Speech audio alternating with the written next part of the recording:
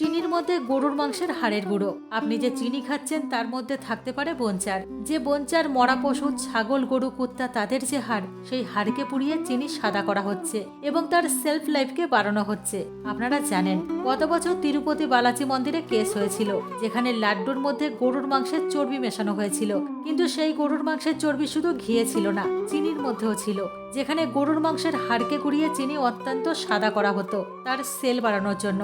যখন এটি lab test করা হয় তখন বেরিয়ে আসে। ভারতের ফুড ইন্সপেক্টররা এই বনচারযুক্ত চিনি বন্ধ করার নির্দেশ দেন, কিন্তু এখনো পর্যন্ত ভারতবর্ষের 10-15% চিনিতে বনচার ব্যবহার করা হচ্ছে এবং সেটি হচ্ছে উত্তরপ্রদেশ, মহারাষ্ট্র এবং কর্ণাটকে। এবং সব থেকে ভয়ের কারণ হলো এটা আমাদের বাংলার জন্য, কারণ আমাদের পশ্চিম বাংলা এবং বাংলাদেশে চিনি উৎপাদনের মাত্রা খুবই কম, আখ চাষ এখানে খুবই কম হয়। তার কারণে এই 3 জায়গা থেকে পশ্চিমবঙ্গে চিনি আসে, যে জায়গাগুলি হলো মহারাষ্ট্র, উত্তরপ্রদেশ এবং কর্ণাটক। প্রায় 80-90% চিনি পশ্চিমবঙ্গই আমদানি করে। আপনারা লক্ষ্য করলে বুঝতে পারবেন এখনকার চিনি অত্যন্ত সাদা রঙের এবং একে অপরের গায়ে লেগেও থাকে না, এবং সেই চিনিতেই থাকে সব থেকে বেশি ভেজাল। এবার জানুন বনচারযুক্ত চিনি কিভাবে তৈরি করা হচ্ছে। প্রথমে মৃত গরুর হাড় সংগ্রহ করা হয়, তারপর সেগুলিকে ভালো করে ধুয়ে রোদে শুকানো হয়, তারপরে সমস্ত হাড়গুলিকে প্রায় 1000 ডিগ্রি সেলসিয়াসে পোড়ানো হয়। এখান থেকে যে চারগুলি তৈরি হয় সেগুলিকে দানা দানা করা হয়।